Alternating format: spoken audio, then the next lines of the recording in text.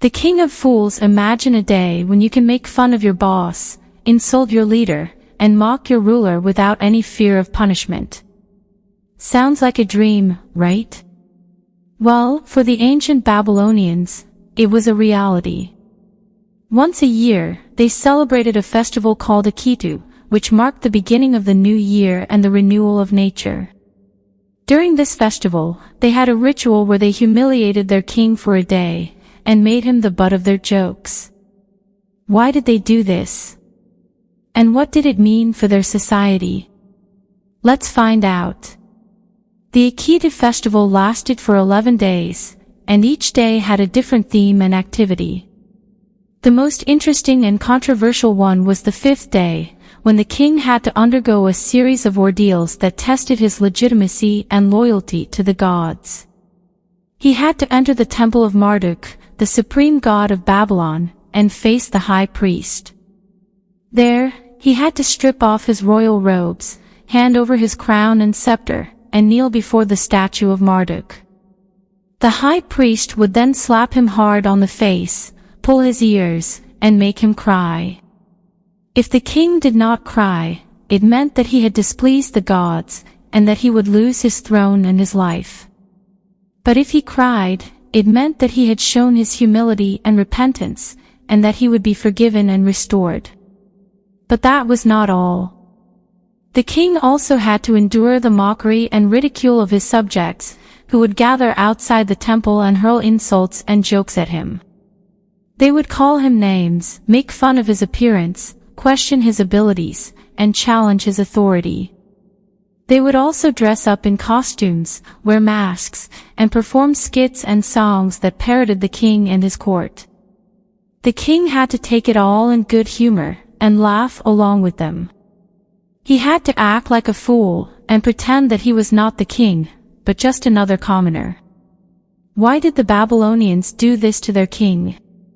What was the point of this strange and cruel ritual? There are different theories and interpretations. But one possible explanation is that it was a way of reversing the social order for a day, and creating a sense of equality and solidarity among the people. By making the king suffer and suffer, they were reminding him that he was not a god, but a human being, who depended on the gods and the people for his power and prosperity. By making him laugh and laugh, they were showing him that he was not an enemy, but a friend, who shared their joys and sorrows.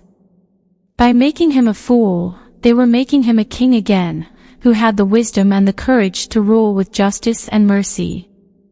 The ritual of humiliating the king for a day was not unique to Babylon. Other ancient cultures, such as Egypt, Persia, Rome, and India, had similar practices, where they celebrated a festival of fools, and allowed the people to mock and disobey their rulers and their laws.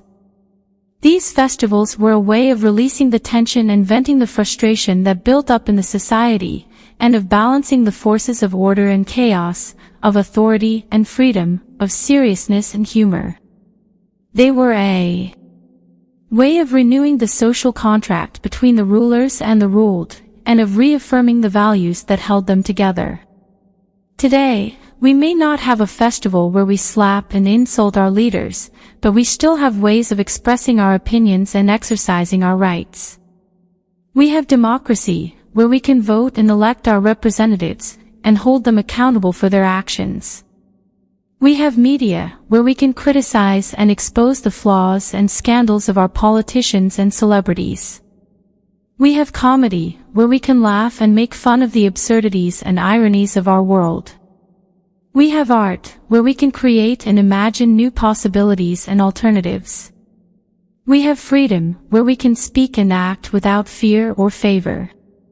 We may not be Babylonians, but we are still human beings, who need to challenge and respect our leaders, who need to question and trust our gods, who need to laugh and cry with our fellow humans. We are still fools, who can be wise, and kings, who can be humble.